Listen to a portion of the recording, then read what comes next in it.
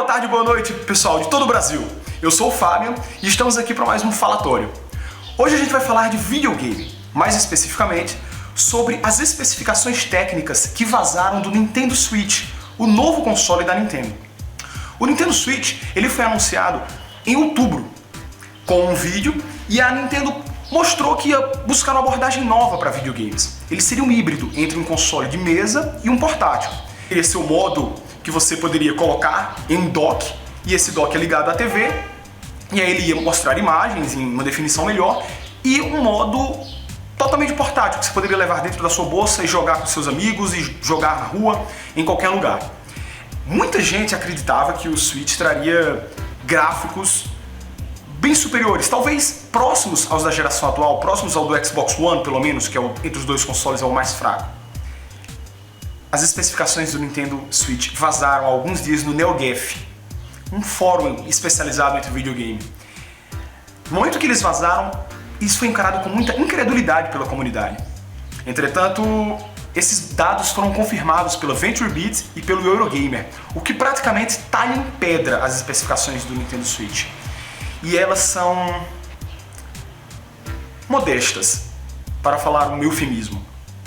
Bom, vamos então às especificações do Nintendo Switch e a gente vai falar um pouco sobre elas e o que elas significam para as perspectivas do console.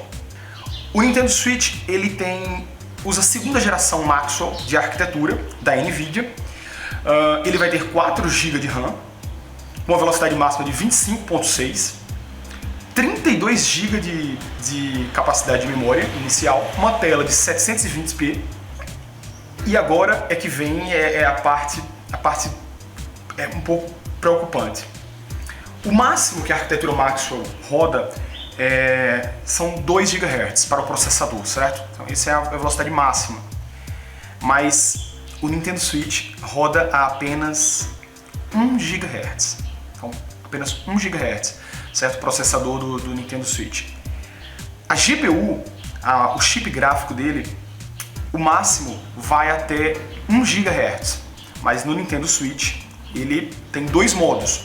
Quando ele está dockado, quando ele está funcionando como console de mesa, ele roda 768 MHz. E quando ele está no modo portátil, apenas 307 MHz. Isso mesmo, 307 MHz.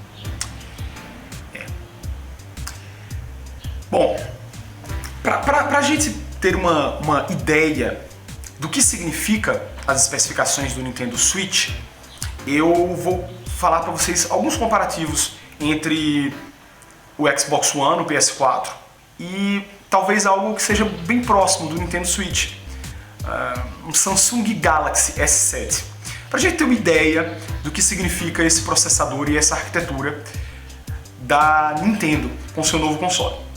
Quando se compara ao Xbox One ele tem 853 MHz, e ele consegue uma taxa de 1.31 teraflops.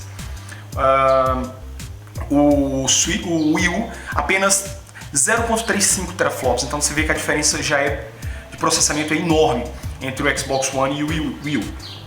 O PS4, apesar de rodar no menos megahertz, ela é bem mais poderosa, ela roda 1.84 teraflops. Existem alguns boatos que o Wii U em modo dockado rodaria 1 teraflop. Isso daria uma diminuição de cerca de 30% em relação ao poder do Xbox One. Lembrando que o Xbox One e o PS4 ambos utilizam 8 GB de memória. Então mesmo que ele rode 1 teraflops, que seja relativamente próximo ao Xbox One, ele tem metade da memória do Xbox One e metade da memória do PS4. A comparação com o PS4 é ainda mais ingrata, porque esses 8 GB do PS4 são GDDR5, então a velocidade de banda é infinitamente superior ao que a Nintendo está apresentando. Então, quando o Switch foi apresentado, as pessoas viram rodando Skyrim e NBA 2K17, as pessoas se empolgaram, olha, agora vai ter multiplataforma na Nintendo. As pessoas esquecem que Skyrim é um jogo de 5 anos atrás, que rodava no PS3 e no Xbox 360. Então não é nada de surpreendente que ele rode no Nintendo Switch. Isso não quer dizer, e agora com essas especificações ficam mais claras, que a Nintendo vai competir diretamente com o PS4 e com o Xbox One e poderá ter multiplataformas de ponta, sei lá, tipo Watch Dogs 3 ou GTA 6 ou Red Dead Redemption 2 no Nintendo Switch. Se você tinha essa esperança de jogar isso portátil, eu acho que você devia esperar sentado, porque isso provavelmente não vai acontecer. Para ilustrar um pouco, eu vou uma comparação para vocês com o S7, o Samsung Galaxy S7. É claro que o Nintendo Switch, a Nintendo vai dar acesso aos desenvolvedores do sistema, então obviamente o Switch vai rodar jogos muito melhores que o S7. Mas é uma boa comparação para a gente ter uma noção das especificações que a Nintendo está trazendo. O Samsung S7, a GPU especificamente é uma Adreno e ela roda 624 MHz. Ela é uma arquitetura de 14 nanômetros, então é muito pequeno, gasta muito pouca energia e esquenta pouco. E obviamente é uma arquitetura mais cara. Então veja que mesmo o Samsung S7 sendo menor, ele roda quase o dobro da frequência do Nintendo Switch no seu modo portátil. E isso acontece porque o Nintendo Switch ele usa a arquitetura de 20 nanômetros. É uma arquitetura que já é... Os componentes internos são bem maiores, isso quer dizer que eles esquentam mais e gastam mais energia. Havia a opção da Nintendo usar a arquitetura de 16 nanômetros, que é a arquitetura Pascal. É a nova arquitetura portátil da Nvidia. E aí, por redução de custos, a Nintendo provavelmente optou pela Maxwell, que é uma arquitetura de 20 nanômetros. Para portáteis, normalmente hoje em dia buscam 16 nanômetros. Os celulares usam cerca de 16 nanômetros, os celulares mais high-end, os celulares mais top, vamos falar assim, usam uma arquitetura de 14 nanômetros, como a Samsung S7, a maioria usa 16. Então veja que é bem modesto as especificações do Nintendo Switch. Para vocês terem noção de como é modesto, há um tablet da Google chamado Google Pixel C. O Google Pixel C usa exatamente a mesma arquitetura da Nintendo. Usa a Maxwell X1 de segunda geração. E o Pixel C ele usa 2 GHz em seu CPU e 850 MHz em sua GPU. É um portátil. A Nintendo foi para 1 GHz de CPU e 307 MHz em modo portátil, 768 em modo docado, em modo de console. E aí, por que a Nintendo pegou um hardware e ainda deu um downgrade nele, tornou ele ainda mais simples? Bom, tem duas explicações. Uma delas é que a Nintendo provavelmente pensa no seu Switch como um console mais portátil do que um console de mesa. Ao menos é o que ela deveria com essas especificações. E para isso ela tentou fazer um console que seja bem eficiente com o gasto de energia. Se a gente pega o PS Vita, por exemplo, ele gasta entre 5 a 10 volts com o seu console. Se a gente pega o PS4, ele gasta 85.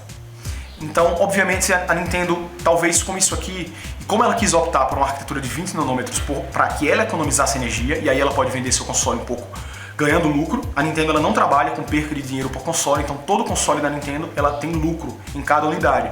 Isso quer dizer que ela tem que colocar um preço um pouco mais, teria que colocar um preço mais alto se ela optasse por um console mais moderno. Então ela optou por especificações bem modestas, uma arquitetura de 20 nanômetros que é mais fácil de produzir, mais barata de produzir, para que ela possa vender o console por um preço acessível, falam em $199, e ainda assim ter lucro em cada console. Então, custo e gasto de energia. Como é 20 nanômetros, o console gasta mais energia. Então ela diminuindo bastante a frequência dos clocks dele, ele vai gastar menos energia, vai aquecer menos e vai possibilitar que o desenvolvedor tenha uma frequência estável do seu jogo. Esses celulares e tablets, eles funcionam num sistema que enquanto ele vai aquecendo, ele vai diminuindo o clock. Então o console vai ficando mais lento, o tablet ou o celular vai ficando mais lento para que ele possa resfriar. A Nintendo não poderia fazer isso com seu videogame, porque videogame é uma coisa dedicada a jogos, e a gente espera que os jogos funcionem sempre da mesma forma. Então a solução que ela teve para isso foi diminuir muito esses clocks, muito abaixo do que eles poderiam, para garantir uma estabilidade para os desenvolvedores, garantir um gasto de energia pequeno e garantir um custo baixo. Bom, se você já está desesperado dizendo o Nintendo Switch é uma piada, é um lixo, meu Deus, é importante dizer que a Nintendo ela conhece seus hardwares como ninguém e ela tenta otimizá-los ao máximo. Então mesmo o Nintendo Switch tendo especificações tão baixas, a gente pode esperar bons jogos da Nintendo. O que não dá para esperar são jogos multiplataforma que concorram com o Xbox One e PS4. Então as pessoas que tinham essa esperança, eu vou ter um console da Nintendo, eu vou jogar o Mario e ao mesmo tempo eu vou jogar o The Witcher 3. Isso não vai acontecer. O Nintendo Switch é um console modesto e um ótimo portátil. Se você o analisa como portátil, ele é um excelente portátil. Uma tela de 720p é mais que suficiente para garantir boas imagens. E esses dados, essas especificações, garantem experiências de jogos portáteis de alta qualidade. Quando você considera ele como um console de mesa, bom, aí ele não é tão interessante assim. Então é isso, galera. A minha conclusão é que o Nintendo Switch, se você vai comprá-lo buscando um console portátil, ele é uma ótima opção. Se você quer ele apenas como seu console primário de mesa, você vai ter que baixar bastante suas expectativas. A Nintendo não está trazendo aqui um competidor para PS4 e Xbox One. É um console modesto, com uma arquitetura que você pode comparar aos tablets e celulares mais modernos. Bom, se você gostou, dá aquele like, assina o vídeo. Toda quarta-feira a gente está aqui com novos vídeos. Próxima semana eu estou de volta com o Matheus para falarmos sobre The Expanse, aquela série maravilhosa que só eu e o Matheus vimos. Então é isso, pessoal. Obrigado, abraço a todos e não esqueçam de assinar o canal. Abraço a todos!